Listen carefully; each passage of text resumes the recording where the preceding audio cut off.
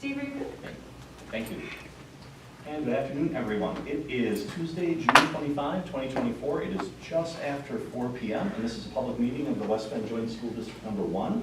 This afternoon, we are holding a board work session to discuss and continue our discussions on long-range facilities planning. And so we have no action items tonight.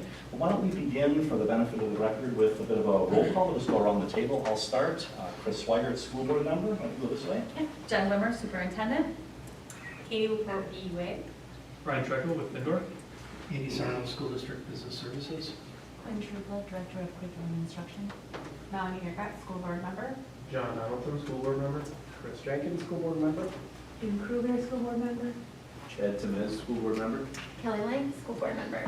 Great. And Superintendent Wimmer, we've got some folks joining us remotely. Would you introduce them? Joining us remotely, we have Erica and Emily will be joining shortly. They are both from the Findorf team. You see Brian Brewer from Baird up there on screen, and then Tim Harder, facilities on screen as well. So thank you for joining us. Okay, so now that we've called this meeting to order, we can get into our discussion topic. And Superintendent Wimmer, will you kick us off? Sure. So this is just a work session on facilities. We have gone through rounds of engagement. I just want to reorient us to where we are in that process. And as far away as this process started and felt like we are getting to that point where we're narrowing down what phase one looks like in our process. So that's our purpose tonight. Just a couple of reminders. The top was the district vision, kind of the drivers of what we're going to be in attention to as we build a facilities plan. And then also some key dates that are coming up. So tonight, the board is providing our teams with project direction.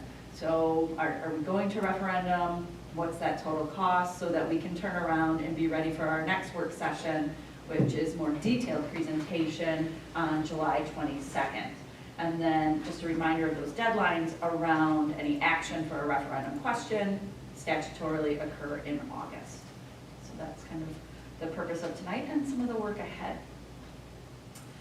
One of the things, outside of some of the decisions we need to make tonight, I just wanted to review that part of the plan includes right sizing. And for us, that right sizing was closure of Decorah, closure of Fair Park, closure of the old property of Jackson and rebuilding the school, closure of Rolf's, which is our early learning center, directly located behind our education service center, the building we meet in now, which serves both as operations as well as some programming. So one of the things we had talked about that led us to that piece was around kind of the why, the data-driven approach in analyzing the different costs, and that's what led us to, you've seen these slides before, that's what led us to kind of declaring these are the properties to focus on closure, and these are the ones to remain open. They had to do with some of the cost per square foot, the different amenities that the schools currently have. And just a reminder, we'd be reconfiguring Silverbrook in this and also looking at reconfiguring Badger. So that's just orienting us. One of the things not in the survey, but in my conversations as I visit schools, as I talk with constituents around the plan, I get asked a lot about the age of McLean and also its location. Are we losing footprint over, by Decorah, because all of our schools are kind of built, I call it that wagon wheel. They're all pretty centrally located. So just to reiterate for our public and for the board around the due diligence that went into kind of identifying the different campuses for closure. Certainly Katie will jump in on some of those pieces, but just reorienting to some of those elements that we looked at that led us to that. And remember, kind of behind all of that, we unpack all these different components. Because I get asked, like, well, Jen, will there be enough parking at, McLean? I think they're conceptualizing that all of a sudden we're going to unload like 100 students over there, and that's not what would happen.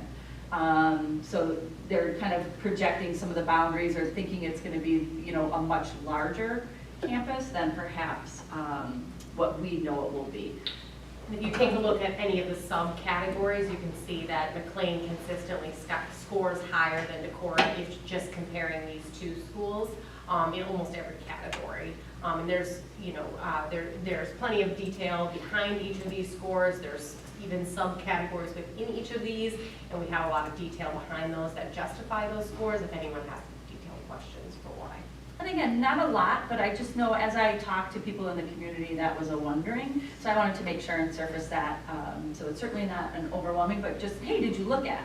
So just giving the whole public assurance that the depth and complexity of the analysis that helps the board to kind of make a recommendation and a decision around different closures. So here you can just see, looking at those different properties, the schools, and what they bring. And so another thing to point out here is just, there's a site size difference between the two. Decorah is slightly larger, but it's all 1 story. So the building occupies more of the site than McLean, where it's 2 stories, a little bit larger building, which is certainly advantageous for the same capacity. Having 15,000 more square feet in McLean is an advantageous point from a curricular standpoint. And then the parking, there's some slight differences there, but again, like Jen said, we're just filling back up the building to what it was previously. So it doesn't necessarily merit adding parking at this phase, but down the road, if that's a concern, that's certainly something that could be addressed. And we heard similar parking and traffic flow issues at both schools as a part of our educational adequacy. Neither scenario is perfect, and certainly something we look to address in a future phase. So just again, that's for the benefit of the public as I have some conversations and had some questions, want to make sure that that information's out there. So that shifts our focus to the purpose of tonight. We need to know and hear kind of from the board. We've talked this entire time around targeting the November referendum. We've got reasons for our recommendation, but to affirm that we're going to go forward with a question. That was the point of all of our engagement, our community survey, all the work that we've been doing. Define Jackson, what does that build look like? And then determine a total cost threshold for that. Because again, our survey, to just remember and I'll orient you, is around, kind of somewhere in that 100 to 125. So we need a decision on a price point so we can build a project. So our biggest one was, are we going to put a question on that ballot in fall? So all of our community engagement, as well as the survey that was just completed, led to a strong understanding and results around understanding the need for and support for a referendum. So is there anyone who's got concerns about putting a question on for November? Again, we're not getting into the weeds on price, but this whole time, I think this board's been very understanding around that. Like I said, I think that the real meat of the discussion tonight will be, all right, where do we want to set that ask? So that's just reorienting. Any questions about that? So we'll be proceeding with a question at the November referendum. We're on target to deliver that work, and you saw with those key dates. Great. The next piece that we got into was Jackson Elementary School, and Katie and I will be kind of tag teaming that capacity question, because we looked at K-8 as well as K-5, and we asked that question in the survey, and then we analyzed some pieces. So in looking at a K-8, Badger, and we're going to go through the footprint of this, as it's designed, we said, look, we really might need to offset another spot for some of that middle school enrollment. It would be tight, over capacity in how that was designed. We've taken a deeper look at that to see what could we really fit, because we know in the past we've served over 1,000 kids on that campus. So where are we really, and what kind of, footprint should we be looking at as we build? We also asked our community about that, because we talked about the advantage that Dr. Trueblood around kind of the different learning design, the impact of fewer transitions on both academic as well as emotional and behavioral pieces. There's no magic thing. It was about reducing transitions. And we saw that people were interested in that. There was a lot of survey support for exploring that K-8. However, when you looked at and teased out some of the questions that we were receiving, both through the survey and the community conversations, what would that really look like? Are those programs going to then be inequitable? Because we know we can't offer all the middle school amenities at Jackson. How advantageous would that be? Some people may choose that model, a K-8, so we know we'd have to open up transportation going both ways so that families could make a choice if we were offering different kind of programs. So there's just different pieces to look at instructionally, especially when you get at some of those exploratory. So if they're offering, very technical education pieces, they've got some equipment over there, we may not be able to replicate that in that plan. So that's a decision around, do we want to move forward with 2 different programs on there? And then what would that cost be? We talked about that being around $20 million onto the project if we expand that footprint of Jackson to be a K-8. So unpacking that, because that was our biggest thing, do you have room to serve the kids? Because one, we didn't want a short-term build on the Badger. We talked about you might need 4 classrooms added for a period of, I think it's like 5 years to accommodate that. But we started looking at, we're looking at its optimal design. Should we look at if we were to look at design differently? When you get into a middle school, you schedule the building in a different way. Elementaries, it's easy. They're holding a spot in that classroom all day, and they may go out for some specials. Here, they're out and about and accessing additional rooms more, so there might be rooms available for us to use in a different way.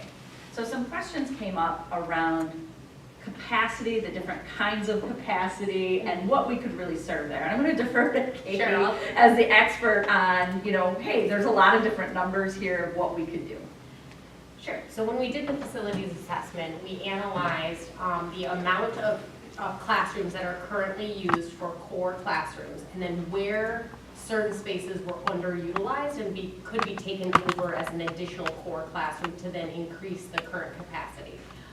We basically take a maximum capacity number, which is the maximum student-to-teacher ratio for West Bend is 29:1. So we took 29 students per core class, and then multiplied that, added it up, and get to a maximum capacity of 1160. So that's the number you're seeing there. We don't like to calculate the maximum capacity because that feels pretty full. We use, from a best practice standpoint, use a 90% number applied to that maximum capacity to ensure enough flexibility within the school. And so that gave us a functional capacity of 1044. And now that number was for the 7th through 8th grade model when we did this calculation. And if you want to flip to the next slide.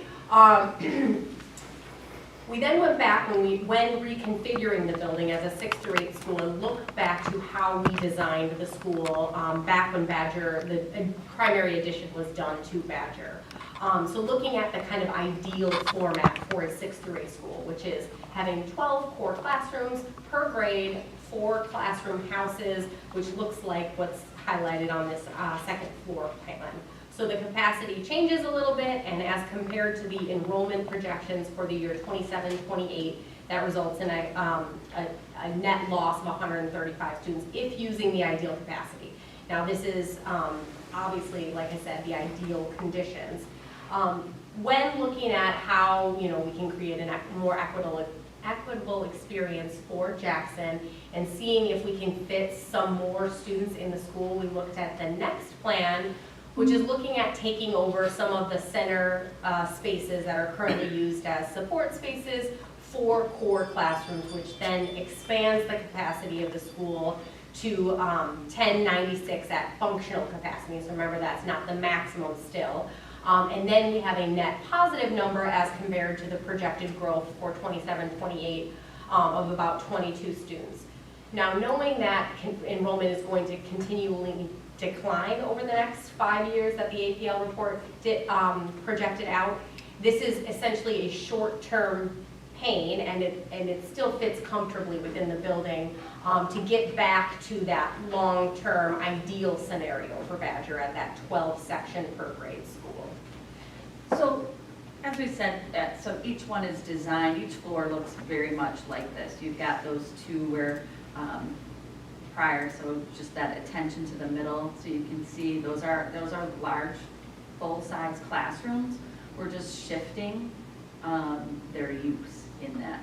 So again, expanding the number of classrooms, which gets at us increasing. We can also look at classroom use throughout school, because the way an hourly schedule works, you're going to have a set of classrooms empty all the time as well. So if you needed to respond to some other things, you have that ability too.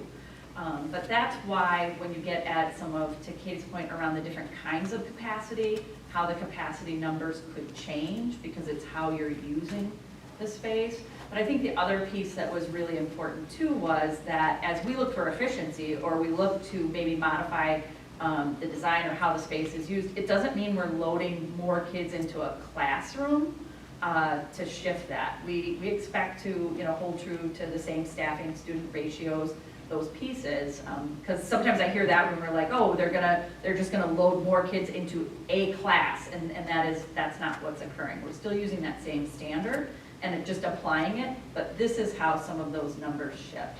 So we can utilize the other spaces in this school to do that. So it really puts a big decision point for the board around us looking at that. Again, it's most likely a short-term kind of, revitalizing how we use some spaces there. So for us, as an administrative team, we were looking at a recommendation that we go with the K-5. I get that we've got K-8 support, but we also had a survey that said attend to your most critical needs. And this, I don't have that push just yet. It may be a really neat model to explore because we had a lot of interest, but for right now, we could utilize that space without negatively impacting the instruction or special ed service. It would give a unified K-5 approach instructionally. Like I said, we're also dealing with the numbers that we have right now, just like the district was built on projections that they had. So you just look at, you have to monitor your long-term enrollment growth to make sure we're okay, that birth rates or things don't change. But then that would give us approximately $20 million to push back into the project to maybe expand our reach. So that's a big discussion point for the board to think about what you would like to do as far as that campus, as far as going K-5 or K-8. So I'll let you dig in. Go first. I can go first. I think when I heard K-8, I thought it was a really great idea. And as I thought about it, as we attended some of the listening sessions, as I talked to some folks, I heard the same concerns around, well, how would it work, and is it truly equal? What I do like, on the one hand, I think Jackson has been, as a community, has been incredibly patient throughout this process. It would be nice to give them something new and different. Mm-hmm. But I think we focus on instead the higher, the more compelling needs with regard to fixing the facilities. But I like the idea of the efficiencies that are gained by having all of that instruction more centralized. So I think of, for instance, if Jackson is a K-8, if, gosh, the 7th grade teacher is out, what backup do they have? You're going to have more backup when you're surrounded by an entire facility. And so I think the K-5 idea is the better idea for this community collectively at this time, but I want to hear what other board members think. I agree. I think my first reaction was like, oh, that's great. Yeah. And as a parent, I was like, oh, that many years of multiple kids in one school. But then as people were like, well, do you want your kindergartners going to school with 8th graders and missing out on, I would hate for people to be convenient to go to one school and then miss out on something like maybe the world language, or if you didn't have every opportunity in Jackson that you do in a school in West Bend. So I also like just keeping everything the same for the elementary schools. So like all elementary schools being K-5 across the entire district. I like keeping the cohesiveness. Other thoughts? I think after looking at the community surveys, if I was initially under the impression that space was the main issue for aligning the K-8 model, and that since we're building a building, that would make sense to accommodate that. But if space is not really the issue, I think it's more efficient to have all 6 through 8 in one building, for even just for the opportunities for the down the road transportation and busing costs when sports are only going to be offered at one location, Right. and all of these other things. And also saving $20 million. It's okay, I got an idea how to spend that. Well, That's not true. But I mean, that's part of it is, support was, fell off at each increase along the way. And if we could essentially accomplish the full plan, but still be able to ask for the middle of the road support, that would that would be huge, in my opinion. Yeah, I feel similar. This is the first time I'm seeing this and hearing the recommendation of K-5. So I know a lot of people are putting their heads together to come up with this recommendation, and I feel like some of the things I've already heard and agree with about keeping the playing field equal in the middle school, having all the services available to all the 6th grade kids makes sense to me. I don't know how much attention would hear this. Yeah, that's okay, no, no, Okay. put it on the force it, yeah. Sounds Ditto. great, and I mean, Jen and I talked about just the Yeah. management Mhm. of that from the district level of the co-curriculars. I mean, that's a nightmare to me. So this relieves that concern. John, any other?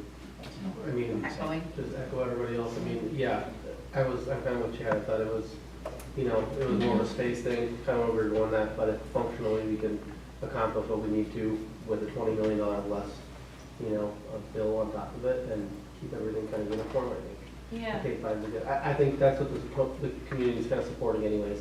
I don't think we had full support of the K-8 plan anyways. Yeah, I think it was an accommodation if we had to manage enrollment and do those pieces. But again, really going back and going room by room and knowing that we could kind of shift some of how those rooms were allocated, what they could be used for without disrupting either the academic program behind them, as well as the special education and other services we deliver. Us really going through room by room and assuring ourselves that we could do that and then kind of navigate those enrollments. And we said, it's gonna be, but it doesn't mean that we're all of a sudden, you know, I don't want the public thinking, well, like, oh, they're gonna put more kids in the classroom to do that. We are not at all. It's just shifting maybe what the purpose was in some of those.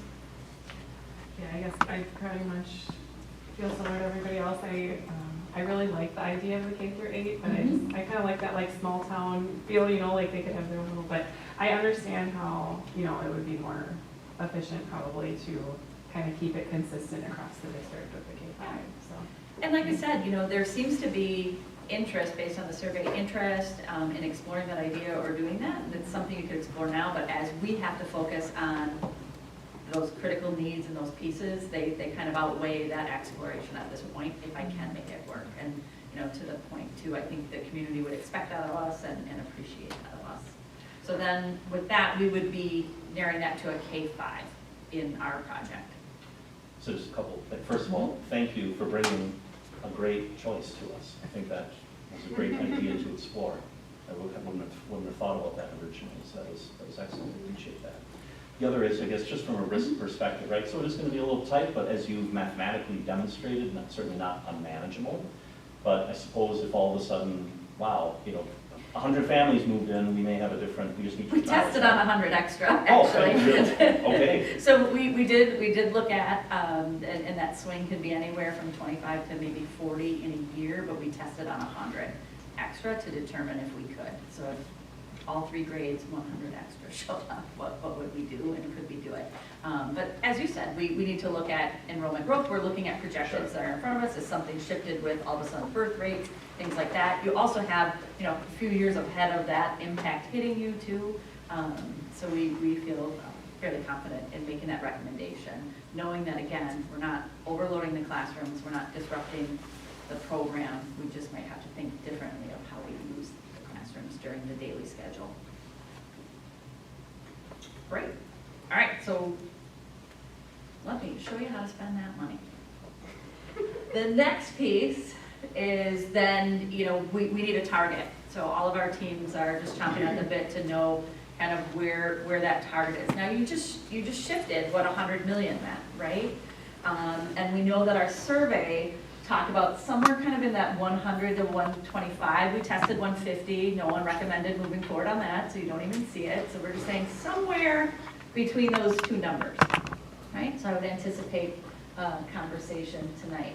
So just to remind you of the support around 100 million and what you receive for that, with that shift in Jackson, we would strongly recommend that we step into taking that 20 million approximately and moving forward on completing the right sizing plan. That allows us to step into the high school. Now the board could choose to pick other capital maintenance, but We think that, again, remember at the beginning, that's the last piece of the puzzle for the right sizing plan. If we step into the high school, and then we can start doing some renovation. I think, Katie, that's your calculation, about 14% in renovation of the high school. So it's just a stronger presence right out of the gate in the high school, which we know is also needed. So delaying that, waiting for our next ask, and waiting for those costs to increase might not be the best move. So we're making a recommendation that we use that kind of, to get us to 100 million, that we do that as that next step. To again, complete the right sizing and get a more stronger push into the high school and their renovations. So that is closing the ESC and then moving over and starting renovating over there. Any questions about that, or, you don't have to decide that right now, we can look at some of the other capital maintenance, but that would round us back out to about 100 million, so then we're really looking at what's the next layer of pieces on that. So that proposal would essentially close everything we think that should be closed. Yep. So I think there's some appeal to the idea of, if we don't need it, Yeah. one of the ways we can help avoid And on Capital that costs is- closure, yeah, I mean, this building needed, anyone from Findorf or EUA can remind me, I think Erica was the queen of some of these numbers. We're looking at 4.5 million in capital maintenance just on this campus. So it closes us out.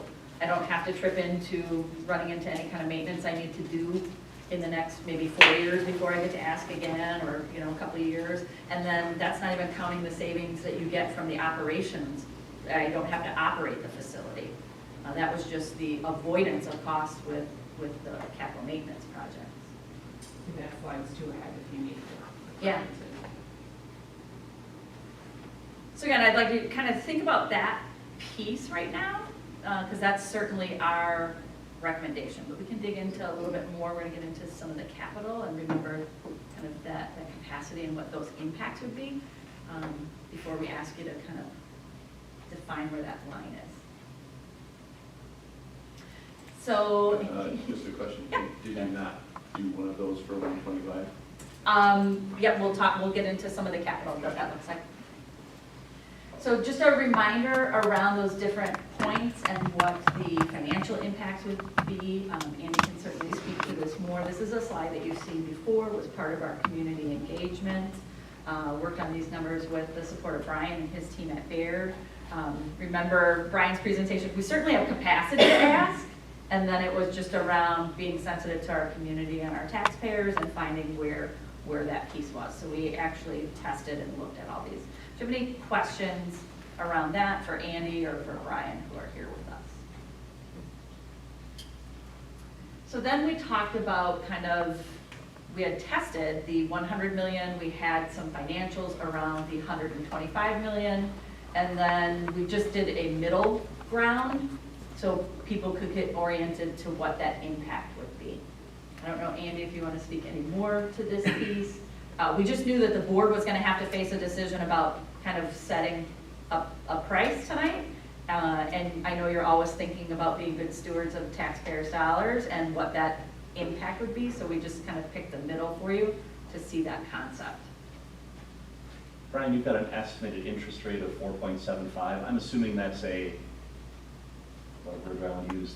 That's an estimate which today would have, a slice of cushion in it, but we don't know what the future brings, correct?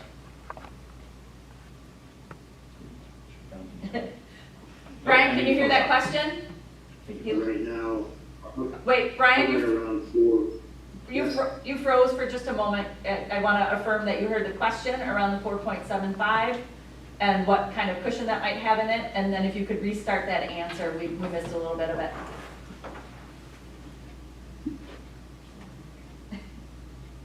Yes, the assumption in these illustrations is 4.75.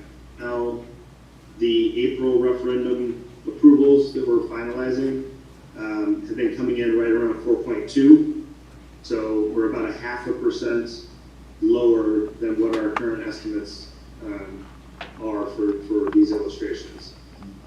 That if rates came in or stayed low like they are today, we could avoid approximately 6 to 7 million of interest costs, off of a $100 million financing plan.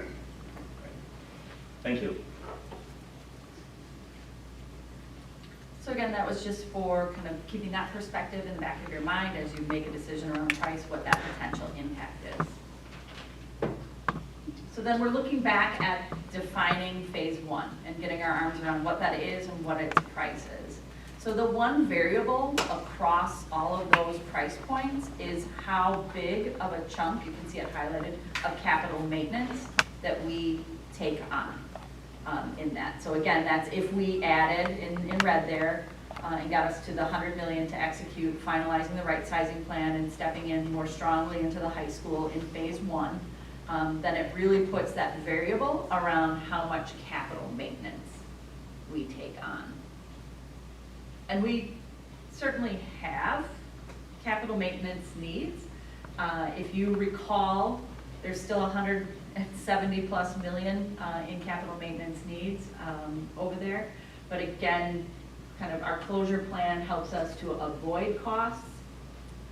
And a reminder to our public as well, I know that the board is well that these aren't wants, these are just the capital maintenance needs on our aging facilities over the next 10 years or so. So again, you've seen this before, you know kind of the background on these pieces, and the team at Findorf, as well as the EUA, looked at, and you have it lined up by year. We've got those color-coded, kind of the most critical that are in front of you, what could we take care of? So that's just reminding you of those needs that are sitting there. So if we went into the next range of 125 million, what could you get for that, right? And that's all the way up at 125 million. So this is a lot of discussion here tonight. Tim, I don't know if you want to add and take a look at this and just walk them through some of the pieces of projects and kind of why those were, just a reminder why they're rising to the top. Yep, absolutely. So if you remember back when we looked at our first set of, capital maintenance projects within that first project piece, we looked at the first 3 years and prioritized safety and security. We prioritized systems behind the walls. We prioritized outsides of buildings and so forth. That first percentage or chunk of dollars in that first 100 million didn't include everything off of those first 3 years. And so there are larger ticket items that did not get picked up in that first dollar allotment. The screen that you have in front of you, reviewing with our team internally, but also with our partners with EUA and Findorf, are really the next round of prioritized needs when you talk about systems and or bigger ticket items that are tougher for us to fit into our current capital maintenance budget, where we're spending $900 to $1 million a year on roofing. That was this year's proposal to the board out of 1.8 million. And so the idea being that we looked at high priority needs, bigger systems, there's PA systems on there which are safety and security. You see everything from parking lot needs to some foundation and masonry work at the high school. Some electrical distribution pieces at the high school. Some of that's original equipment. But really where this list came from is that idea of the next round of prioritizing out of all of those dollars in the first 3 years, or those first 3 columns, on the prior side. So again, I think the bulk of your time tonight as a board is going to be thinking about, where do you want that price point to fall? So certainly if the board in your discussion tells us, what, we need 110 to be that, we would then go work this list with that in mind. So really, we're going to turn this to the board and have you guys discuss. You've seen the engagement, you've seen some of those results, and you've seen the needs. And we all understand we wish we could take care of all critical needs at once, but we know we can't. So it's, do you want to step over the $100 million line, knowing that anything I take off the list now, certainly with inflation, I think it was Ryan who's like, these numbers never go down over time, ever. What could we take off now, to meet the needs of our community and be responsive, as well as our students in schools. So I would turn that to you to. Get the slide you can put back up around the survey results with regard to the various dollar amounts. And if anyone wants a different slide, that's So, I've got the overall one, you want the overall one, Yeah, right? the one we got more towards the beginning. That one. This is a frame. I mean, my general thought is, it's gonna be tough to go back to the community 1 year from now after the first referendum and say we need more. Right. But, but obviously they need to be, those capital needs, facilities needs need to be addressed overall. You'd hate to say, oh, shoot, we asked for $1 million too much and it didn't go through. And I think I see from here, the $100 million, according to the survey results, seem to have some wide support. 125 seems to be stretching a little bit, according to the survey and margins of error and such. I was thinking, not to say, oh, let's split it in the middle, but something around the 115-ish range, 120. I don't know. I think we should come in at somewhere between the two, but I'm curious, other. I agree. That 54 is getting just a little too close to that halfway point for, if we came in just a little under that, I feel like we could still get a lot of it accomplished and still have good support. Under the 125? I guess I'd be closer. If we push over 100 million, I don't think you're gonna get support. I think we had too small of a pooling, we didn't get the numbers that they were expecting. So, just a smaller amount of people that were actually surveyed is a bit concerning to me. I know that's, kind of up in the air of what we're gonna see, but, how accurate was it with only 1,600 people, and we're gonna potentially have, 10 times that for voting. You just don't know where the other people that aren't taking the survey are gonna go. And I think if you go any higher than that 100 million, I don't think you're gonna support. I mean, honestly, I would probably be, what's bare minimum we need to do to get Jackson? I know there's other stuff to do, but that's gonna be the safe number. So would, since we would be getting rid of some buildings or closing some down, that would free up probably some money in the budget. Would there be more to go towards the capital maintenance at that point? Because we wouldn't be having to, pay for all the buildings that would be closing? So you have, there was the two pieces, right? There was the cost avoidance on the capital maintenance, and then there's the efficiency of not having to operate those. You're certainly garnering those. I don't want to give anyone false hope. That's not going to trip into millions. In any of our experience, when you close them down or sell them off, that's a different discussion for the board. What value does that asset have, that piece? But yeah, we would look at, like you said, how could we, it's not something where I would go, oh yeah, and then we're going to ask again next year. We were talking about, like, you wouldn't ask again. We were just even using the next presidential election as a frame of reference, because to that point, you wouldn't want to be, doing that all the time to your community. You want to have a solid long-term plan. We just need to define that first chunk, so then we can look at, so what's the next phases look like and what's optimal timing with those pieces. But yeah, timing is also important to consider, just when you think about how long, say you went with the plan to move forward with Jackson being replaced and all the ripple effects. There's a lot of time to design, there's time to build, there's time, that's several years out before you can even actualize that. And then several years before you're starting to even see what that ROI is. So just keep in mind, it wouldn't be an immediate, savings that you'd see.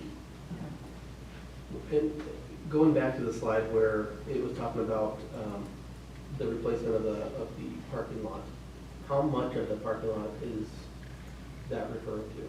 are you looking at that 125? There's a narrative table Yeah, that Right there, where these are kind of some of the next steps. So again, if you Is gave that us a a full different, replacement? Tim or John, Ryan, do you John, know? did I hear Was- that correctly? You asked about the high school parking lot? Yeah, was that full replacement? Because It is not the full Okay. high school. If you looked at all the asphalt that exists up at the high school, it's predominantly based around that west parking lot, and it's pushing towards its end of life at that point in time. Okay. So the west entrance side, we've replaced, within the last, 10 years, a portion of the south parking lot, and there's been work done on the east parking lot, so this would be more of that west parking lot portion. yeah, I was just concerned we were going to do all of it at once and then however many years have to do the whole thing again. Yeah, generally just like roofs, you see that phased, Yeah. just so you can handle the price point and so, like you said, you're not closing out your whole site at once. Can we clarify what the clock system would entail? I mean, that's not very descriptive. So like Green Tree's getting a new clock system. Could you talk about that, Tim? Why are clocks important, Tim? Yeah, so besides from the learning aspect of it and all of that, clocks are, often your clock system and your PA system are combined into one system. So when you look back on the wall, you've got the clock and the PA together. Replacing that whole system is really built around that safety and security piece. We have places where we can't even get parts for both portions of that system, and so we're cobbling some things together. They are past their end of life, and so that's really what that means, is why they would get a clock system also in some places. So would you continue the clock/PA system?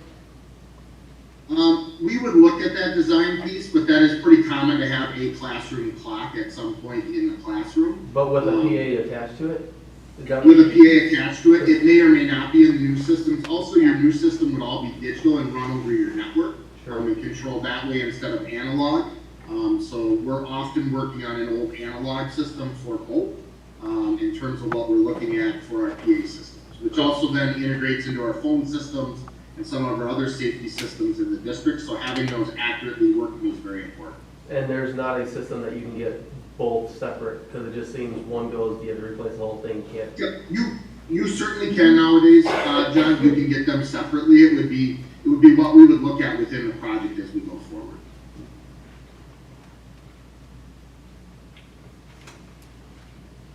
The thoughts? I mean, it Chris? sounds like today we don't necessarily need to nitpick the projects themselves. You're just looking for the amount, and then, I mean, I trust your guidance that you'll be able to whittle that down. So to that point, I mean, I agree that survey or not, I think 125 million put onto the tax roll, in my mind, I just think is not palatable to our taxpayers. But I also recognize that I don't know if 100 million is enough. So I mean, Chris, to your point, I kind of am in that middle range. I don't know what that exact number is, but I think it's more realistic in order to get something to pass. Because at the end of the day, I want whatever we do to pass.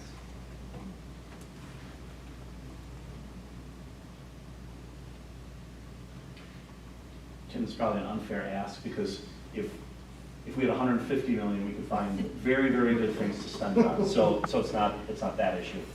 But I wonder if, to say, look, if we wanted to pick a number, 110, whatever, if we were able to develop a plan that we can communicate to taxpayers to say, when I look at that list, I see things like replace ceilings, lights, and cafeterias. Makes all sense. Fire sprinkling system also makes sense. Those sound like two projects that really would be most cost effective if they're done together. And I think that's, that would be my ask of whatever number we pick, that if we try to just optimize what it is, we don't have to go back and tear up a ceiling twice. That would really, and I think you've talked about this in past meetings. I think that'd be very, very compelling, that if we said, boy, if we could just stretch it to 115, we could get these projects done without having to tear open walls twice. I think that's more palatable to taxpayers. To John's point, if it's look, you just keep going, down on the list and whatever, well then we need to be a little bit careful. I think that if we're going over 100 million, it's gotta be compelling. And I think that would help with a compelling story. Does that make sense? Yeah, Chris, if, for example, if you did get that dollar amount, we will come back on July 8th and talk about what that pared down list out of the 125 million is. That additional 25 million that's represented on that slide. We've already had conversations of ranking that internally, right? If we did go down, looking at the important pieces of things like your foundations, your PA systems, safety and security, some of those bigger ticket items that, we could look at. The other part, and Melanie kind of touched on this, that if we were to go to referendum and we pick up some of these capital maintenance pieces that are happening right now, this is a reset for us as a school district as a whole for the next 10 years of our capital maintenance. Because there would be things that would be picked up out of the referendum dollars in capital maintenance that currently exist in our plan over the next 2 to 10 to 15 years that we can then reallocate those dollars around to do some other maintenance faster instead of waiting out 11 or 12 years. So we would actually, if the board did not choose the $125 million threshold, we would come back on the 8th and present to you what that updated list would look like against the dollars approved by the board to look at before we would go to referendum. So Tim, you have a comprehensive list. The board has been supportive, and it's come forward at the annual meeting as one of the resolutions for that facilities trust. That we populate dollars, growing by 4% every year, making sure that does that prioritization of dollars still exists, and Tim being able to use that to continue and springboard off of. Because we have deferred maintenance right now, catching up, but then still continuing with additional projects that are on that comprehensive facilities maintenance list. So I think that's important. So Melanie was going back earlier, we are still continuing to make sure we prioritize those dollars, even if we have some school closures, avoiding some, whether it's staffing or even just, some other areas, that is a priority that would still exist. Just to help narrow, is there any board member who feels we should be asking for 125 in first phase?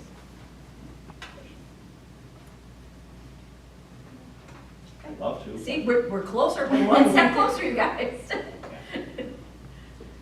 Right, and I guess for planning purposes, and you need to push back on this question, if I look at it as if we start with 100 million and then we start making this list that you're about to say, and all right, if we take care of these projects, now we're up to 108. If we take care of these, we're up to one. We're gonna build around whatever you said, and we're gonna use the already created assessment that tells us and leads us, and we're gonna do it to your point about being efficient, where I'm not going in and causing myself dollars later by redisrupting something. So we're able to reorganize this list based on where you tell us to hit. And that's what Tim was saying, we can do a check-in, we have a regularly scheduled board meeting July 8th, we'll talk with you around, hey, here's where we're headed, so that our teams can still be working and we can hit that marker of July 22nd, we hit that detail. So to your point, like, I'm not gonna come back to you on the 22nd and give you a plan that says, I'm gonna replace clock systems. We're gonna give you all that detail behind that so that we can keep moving forward. So it's kind of where we just need that price point, so then we can combobulate that accordingly. Chris? Go ahead. Just for the sake of throwing a number out there. There you go. Based off this feedback, so we can discuss, I'll propose 110, because 110, then we're not asking for the minimum amount, just to get the bare minimum done. And although we're also not asking at that high level either. If the middle was like 115, then it's still a more conservative ask of our taxpayers, so.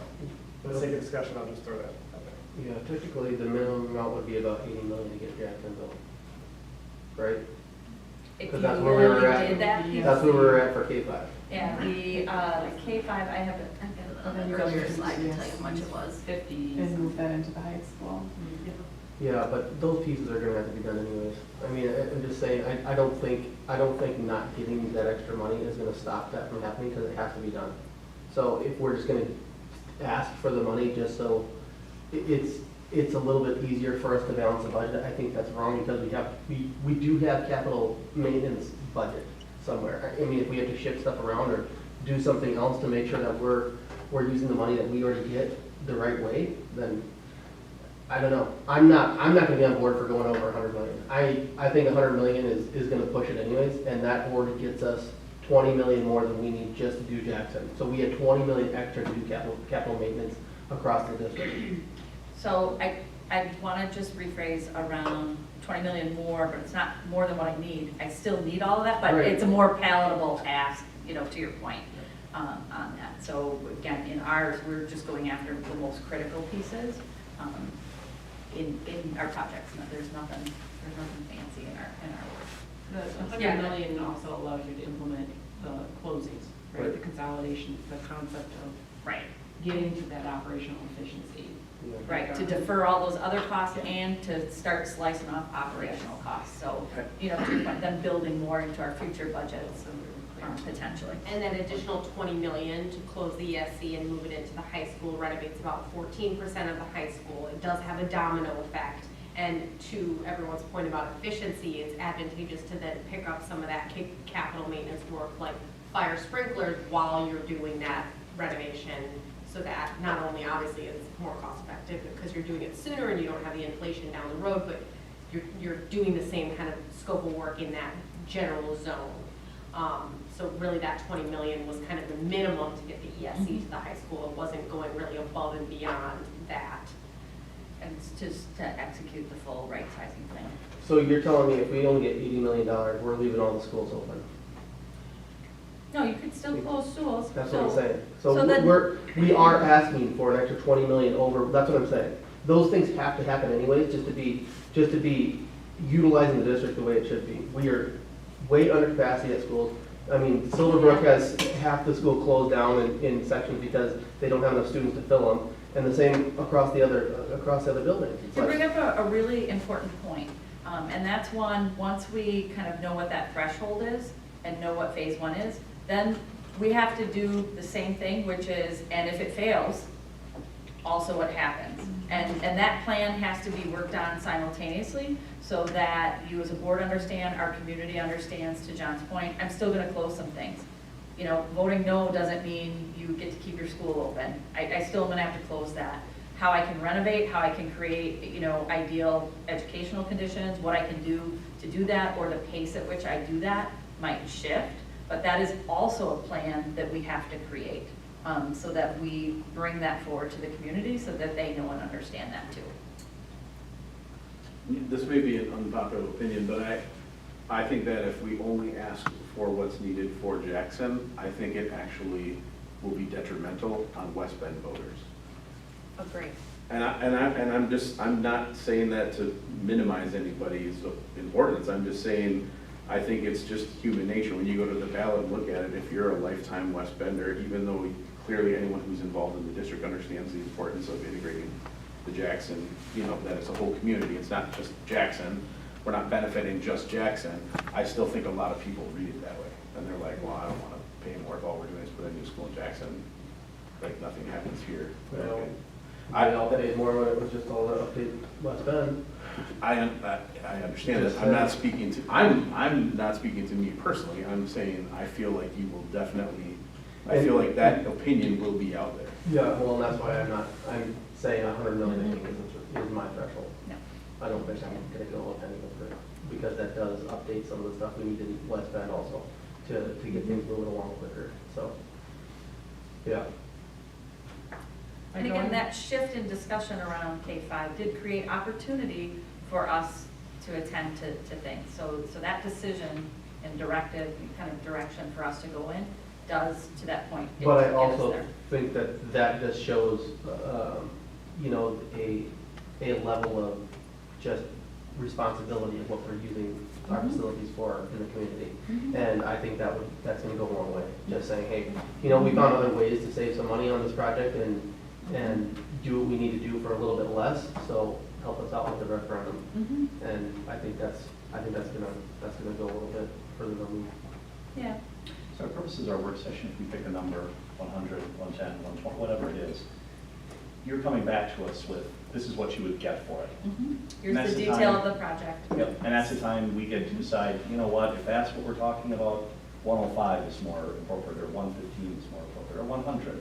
I mean, we have to identify what we're buying for that. Does that make sense? Right, and I think that's why we have pushed in even just a check-in in our regular board meeting on July 8th with you, because what I don't want is these three teams doing, you know, all this copious amounts of work to be landing on July 22nd. You say, go back to the drawing board again. That, I want to have a big plan, I want to know that. But to your point, that's why we were saying, okay, if we check our thinking, if we go back, look at these things within this price point, here's what that would mean, so that you could have a little bit more discussion in July, so that we're still staying on track. I don't want to hit July. I know they're being really nice right now, but I'm like, none of them could imagine that you hit us up with a different project on July 22nd. Sure. And that's what that would mean. Make it hard to get on the ballot in August. It really would. So we want to, like I said, I want a general idea of what you want us to do. Give me that threshold. We'll come back and check in July 8th to let you know what it's progressing to look like, so that we can be responsive and still deliver. Maybe the other way to think of it is, instead of a specific number, it's a not to exceed amount. Like John, you're being very Yeah. clear about your not to exceed. Maybe that's worth an exercise, so that we understand sort of where the hole you are as a not to exceed. And then as we compare these components, we pull these components together, again, keeping them in buckets. You're not getting a line item. These are not bid, right, Ryan? These are cost estimates associated with in the background that are being built. to help you understand these kind of major categories that we've been talking about all along with you and your community. So helping you understand those components so then you can further prioritize when you see it. But having a threshold of not to exceed might be. And that's a great way to reframe it, because, again, that's 125 million that you're looking at, and to that point, if we go through it and they go through that exercise, you know, the Findorf team and our team, and say, you know what, actually, for a little bit less, here's, you know, if you added something on, you're just adding it to add it, or you're tripping into touching something twice, that kind of thing. They may deliver, to your point, under that, but. Yeah, sometimes it gets hard with survey data. It doesn't always align with actual scope that's practical, quite frankly. And that is, you know, we don't want to spend dollars without making sense, right? We do know there's millions and millions of capital maintenance needs, but at the same time, we want to be able to be clear in our, you know, promise to the public. What are we committing to do with your dollars, you know, in your buildings? And we want to be able to articulate that clearly. So, you know, if you give us a sense of where you wouldn't want to go, we can, I think, make sure you understand how that could be built. And then you decide. Andy, if you, in your opinion, if we went for, let's just say the $100 million, how soon after that would we need to ask for more money? When would we need the next referendum to pay for things? That's really difficult to answer. I think it would, there'd have to be criteria that would be tripped or triggered in order to make that. So the last time it was 2009 and 2012, both passed. Both needs existed at that time. So we've had discussions about a phase two. I don't know how soon. I don't know if anybody could really answer. I would probably build in some financing strategies.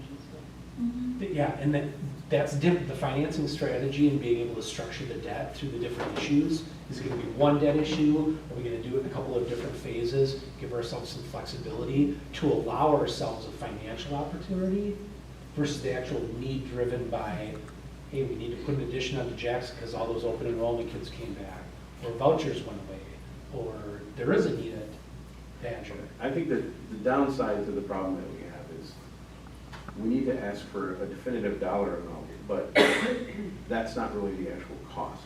And that's the problem. We're asking for $100 million, but based on how we structure the debt, based on how we phase it, based on how we use efficiency of project maintenance, that $100 million might only get us, you know, it may not get us the same amount of percentage of completion as 110 might get us. So in other words, that's not just 10 more million, that 10 more million might create scales of efficiency that actually save us money down the road. And so it's also the down the road costs that as something. So I get that the actual dollar amount is what people are going to see, that's what we're voting on, but I wish there was a way to make people understand that spending $100 million now is going to be the same as spending $125 million 5 years from now, you know, or whatever the case is. And then if we spend 110 now, that would get us the 125 million 5 years from now. You know, that you know, you're going to have some savings there. So it's just, I don't know how to communicate that to the public, but I think when you dive into the numbers and when we've looked at all of these different forecasts and things that Brian showed us and, you know, Ryan showed us these costs, it clearly will continue to cost more money going forward than if we get the money now. Well, I think you can talk about it that way. I mean, it's factual. There's a lot of very factual information that can be shared. I mean, Jackson is a prime example, right? The cost Right, that's what you see. 35% Right, more I mean, the expensive now. reality is, with time comes more costs. Exactly what that will be is, there's so many factors that affect it. But I think you can answer that if you want to tell that story about why you have added to scope, et cetera. And I say that because I understand what John is saying. I Sure. understand that the shock value of looking at the number on the ballot and trying to be a good steward of tax dollars. But part of it is of being a good steward of tax dollars is being a good steward of future tax dollars. And I feel like there's ways we can be more efficient with current dollars. Project up. If we said, here's a number, $110 million, make your best, you know, pitch of what would be most effective and efficient to package up in that. But then said, if you had one other package of things to offer in advance of beyond 110, here's what it would be. It would be another $8 million. I'm making that up. Here's why. And here's one where, you know what, if we don't like 110, we ditch, if you will, one package. Is that doable? An interesting way to think of it. I think there are components that we can continue to develop and isolate and refine. We're doing that. But I think those additional components are things you could naturally add to that. I think Yeah, it's actually building off, instead of us, you're framing it as if we're redesigning 3 projects at once, and I would say, no, that's not realistic. But out of that list right there, Tim and your Findorf team and everyone can kind of put more dollars around those buckets, and then say, if I had, 105, that got me to here, then I would do this, then I would do this, or if I were going for 110, I'd take this piece first, because I could touch all of that. I think that they could look at recombobulating. I think that would be the next step is, okay, work off of 110, and Tim and I will sit down and kind of go through this list again. And Say, yeah, Which ones are- what would we be able to not do, what would you go to, why, Yeah. off that? Yeah. Because that's work that's existing already, instead of kind of creating multiple projects. It just helps you refine, what would you get? Is it worth tripping over that 100 million to that point? That's, I think, On what I'm behalf trying of future dollars. Yeah, that's what I'm trying to get at, because if we said, all right, we start at 110, and John, for instance, has said, hey, 100 likely is going to be more saleable to the community. But if we looked at, well, to get to 110, this is what you'd be giving up, we said, oh my gosh, that doesn't make sense, because we're going to be spending 50 million on that, 2 years from now. That's very compelling to taxpayers, I think. That would be it. So that's really what I'm trying to get at, because if these are all needs and not luxuries, then we have to try to optimize it. And I think it's more of the, well, in order to do that, we have to tell taxpayers why this makes sense. But we will also have capital maintenance that we're gonna be saving on when we close the schools. That we can just roll right into these projects Not along the saving or route. avoidance. That's spending, avoidance. so That's important, but it's Yeah. avoidance. I don't have those dollars sitting there. But we teed up. spend money to maintain this building and the other buildings that we're about to close. Yeah, those are your All that money can operational just go right pieces. into a different capital maintenance need. We It don't, could. Eventually. without adding to the need that we have to ask the community Correct. for. Well, and I think John's got a really good point. What I would say is, this is as long as you have the ceiling open. The problem is, if we said, well, great, 3 years from now, we'll have we'll have those maintenance costs, the utilities and such, that's fine, but then we're gonna have to reopen the ceiling. That's what I'm trying to, and we're never gonna get around that exclusively. That's what I'm just trying to see if we can But optimize. I'm more looking at some of this stuff. 125 million gets us kitchen floor. You don't have to open up anything. That can be done anytime. Yeah, I agree. Parking lot replacements, clock system, that's all separate things. Absolutely. Unless you need to rewire stuff, I agree. You might want to do it when you have the ceiling open or something. Absolutely. But all of that can be done with capital maintenance savings or deferred, or avoidances that we're not spending on, and just keep compounding that into other capital maintenance needs along the route. Exactly, and that's why I'm looking for, what are the packages of, boy, this would really make sense. Not just, well, we have the money, we can spend it. What would really make sense, that we're losing an opportunity by not doing it. I think Ryan and the team has the information and the detail that goes behind this to be able to package that. The point is then revisiting, we know we have a solid 100 million. It is 110 that ceiling that you want us to use to repackage some critical needs that would make sense, that would kind of hit that philosophy, if you will. Is that the not to exceed number? Can you go to the slide about the tax implications?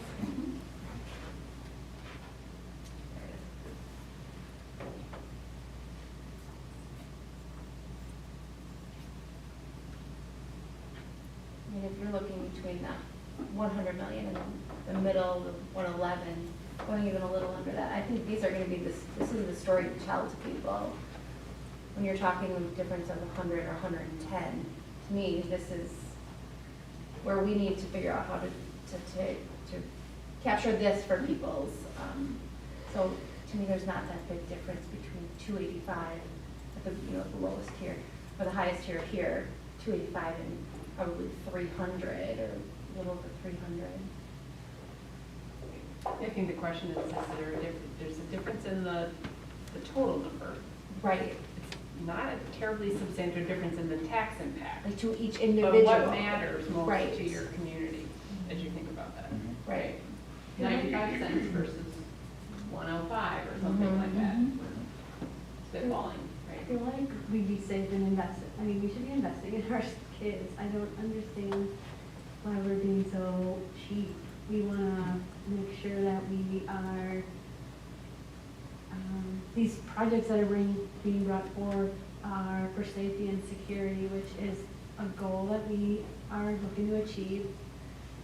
And so I would support like a 110 in that area of a not to exceed 110, 112. I think we're looking for value, we're looking for efficiencies, I think we're looking for things that we can speak to. And Yeah, I would disagree that an extra 10 million isn't gonna produce a better education for these students. It's gonna produce, or it's gonna clean up the buildings and make it a more, you know, nicer place to go and work and for the kids to go to. I think, you know, to say we're gonna spend more just for the kids, you're acting like it's gonna give us a better education. It's not. That's gonna be how are they teaching, what programs are we using, all of those pieces, which doesn't include any of this. It's not in any of this. This is strictly capital maintenance need. So, John, to your point, safety and security. yes, then let's just do safety and security. We can knock this thing down to like $8 million and do the whole building if that's what we want to talk about. But I think, you know, to say we're gonna do, you know, it's not gonna produce a better education for these students, and that's what a lot of parents are upset about. That this district doesn't produce a very high level of education like some of the other students or districts that students are leaving for, like a Slinger or other places like that. That's why we're losing people. It's maybe some of the safety security pieces, but it's more, you know, what kind of education are they getting? If we're gonna go and talk about, that's not what we're talking about here. We're not talking about increasing it. I think we've done things along the way, and we've seen some of the results recently that we are going up. And it's not because of we're spending another $10 million on capital maintenance. I'm sorry. Yeah, and I think, you know, to your point, I think it may not necessarily affect, you know, how a math teacher teaches math, but it does affect things like how much we're paying in heating bills. Safety and security is important too. And I think that's why when we ultimately see the list, we get to look at it and say, you know what, yeah, the fire alarm, that doesn't make sense, or it does make sense. And that's, I think, you know, perhaps we're struggling a little bit, because I think if we look at the list and if we ask the administration or departments to do the right thing, I think we would look at things and say, I get what you're saying, John, but these are fundamental, you know, perhaps important things that we need to maintain, because if the fire alarm doesn't work, whether or not that affects what the math teacher teaches, we gotta fix it. And that's where, you know, that's where we're up against the wall, I think. So, for me, I feel like I want to lean more towards the lower end personally, but I also understand there's probably some things like as moving the ESC into the high school, like things that are going to get touched. And so like there might be some things on that list that were up there before. Like if those are being touched, then I say, yeah, we should like finish whatever that piece is, you know what I mean? And not just do this little part and then, you know, like maybe the parking lot, like wouldn't necessarily be part of that, or, you know, some of the other things on there. So for me, I feel like I would be in support of it if it's something that needs to be touched in order to get the ESC and into that building. I feel like I would be in support of that. So Melanie, just to rephrase, what you're saying is that perhaps it's not this 125 list that was created as that next level priority, that we take another look and say things that are specific to the high school that are integrated with the ESC moving over and prioritizing that to enhance that project and experience and make that the most efficient that it can be while we're doing that project. Yeah, I'm just thinking like whatever it takes to kind of complete the whole process of right sizing, right? Because that was kind of the main reason we started this. And if there's some capital maintenance that kind of needs to be touched at the high school, or, you know, in order to complete that process, for me, I feel like that's kind of where I'm at. And I don't know what that number is, but somebody does. So. I think the one thing just to keep in mind is at this mark wherever you're 100, 110, you're accomplishing in this amount, right, in the district. However, when you look at the high school buildings, the high school's building, we're only really touching, what, 14%. So I just don't I mean, if you're concerned about spending more on capital maintenance specifically, yet you want to spend more on educational environments, there is a lot that could be done at the high school that isn't even on the table here. That's been taken off the table and sort of sidebarred based on this conversation and these thresholds. And I also just don't want you to forget that you will at some point want to go further into that scope. It might be 5 years from now or 10 years from now, but I guess one thing I think we need to be careful of, no matter where you land, is for your community to think you've solved all of your facility needs in all of your buildings, specifically the high school.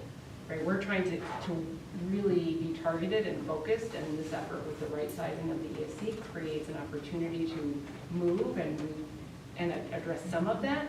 I just don't want anyone to think that your high school is like really getting a ton of work. It's got a long way to go. And to add to that, you know, like that, to Kit's point, you know, we know that the classrooms at the high school are undersized. Those aren't being touched as a part of this. Certainly as the ESE moves into an area and we have to renovate those, displace those classrooms, when we renovate, we're making right-sized classrooms, but that's only 14%. The rest remain on the second floor, all undersized. And because the community prioritized aging buildings and the deferred capital maintenance over, you know, the educational experience, those things are stacked first in the priority list. So we can't get to the things that really enhance the educational adequacy until we take care of the things that are falling apart, essentially. And then to add to that too, like how I had mentioned, you know, whatever things need to be done to get the ESC in there, I don't think, like, obviously we don't want to be touching things that down the road we're going to have to redo as we are making those other classrooms bigger, right? So we just, like, maybe just in those specific areas where. Okay, that's good feedback. Gives us direction. So for us, I think that piece for Ryan and Tin and those teams to go back and rework some of those next needs. So if we were to step over, I think I like the way Kit phrased it, you know, is the do not exceed. So we know we have to come back with a compelling case to get anyone to step over the line of 100, right? So that's our next step. So by our next board meeting, we've got to come back and say, all right, here's a compelling case for not to exceed what? Is it the 110? I just feel like it's somewhere in between 110 and 115, somewhere in that range for me. Like right in the middle-ish. I'll say 110. I'd be comfortable with 110. That's fine. Okay, so that gets me at the 100 million kind of phase one, and then come back with a compelling argument, re-looking at that, knowing if I had a new threshold of $110 million, reorganize that and come back with that compelling argument around why would that be worthy of? Does it save me future dollars? Does it do this? What does it do to do that? That would be our next piece, so that we can still stay on track with our deliverable in a timely fashion, right?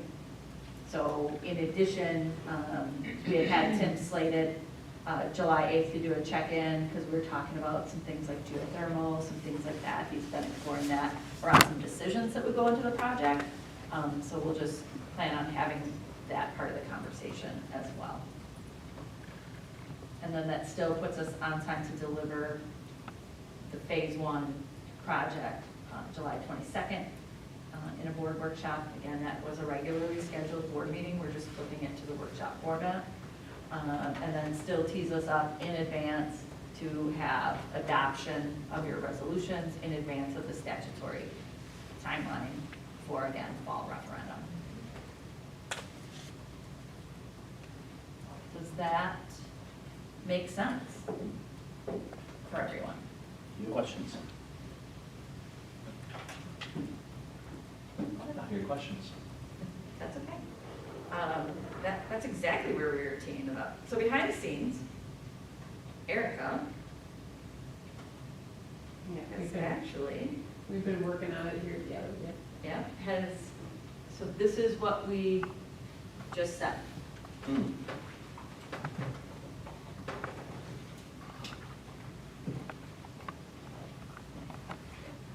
weren't reading our minds, right? You just had. No, they did it live. Jeez. We had that one. You can watch, because at one point Chris saw me editing it too.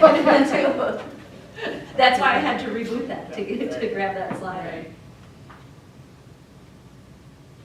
I mean, this is not your board action, right? You're Right, not correct. I was coming just gonna here. say. This is your just direction. Making sure that what we heard is resonating with you.